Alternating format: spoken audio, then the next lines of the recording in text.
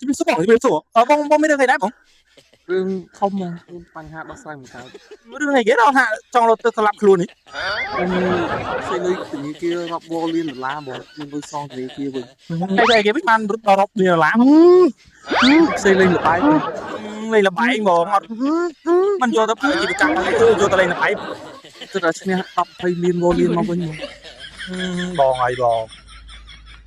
យកទៅបរិចមកកបយអត់យកទៅលេងលបែងវាតែងទៅវិនិច្ឆ័យអញ្ចឹងបង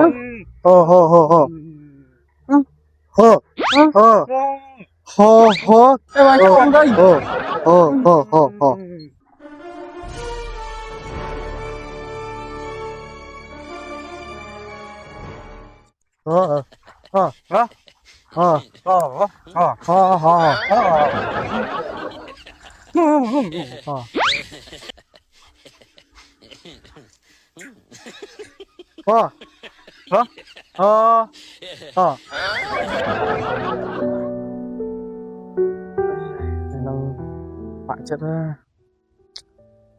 សេតដល់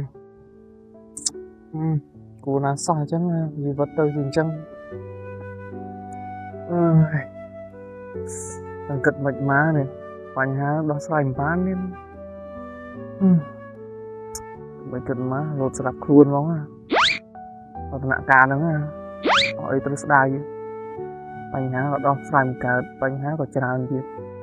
ហើយគូធ្វើមិនមានវិធីទៅមួយស្រាប់ខ្លួនមក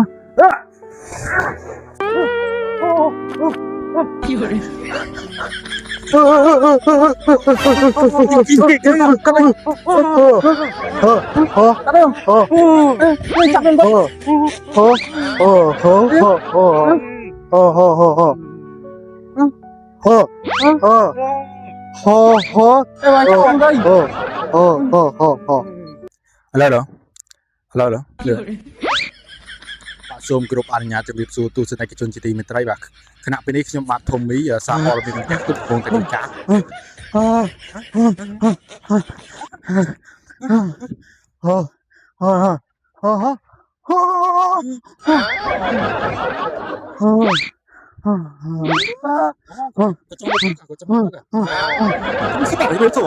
បងមានរឿងអីដែរបងរឿងធំណាស់មានបញ្ហាដោះស្រាយមិនកើតរឿងអីគេដល់ថាចង់រត់ទៅស្លាប់ខ្លួននេះខ្ញុំផ្សេងលុយធនាគាររាប់វ៉លានដុល្លារបងខ្ញុំលុយសងធនាគារវិញតែគេវិញបានរត់ដល់រាប់លានដុល្លារផ្សេងលេងលបាយបងអត់មិនយកទៅធ្វើជាប្រចាំទេយកទៅលេងលបែងគិតថាឈ្នះ10 20លានវ៉លានមកវិញបងហើយបងយកទៅបរិចមកកបយអត់យកទៅលេងលបែងវាតែងទៅវិនិច្ឆ័យអញ្ចឹងបង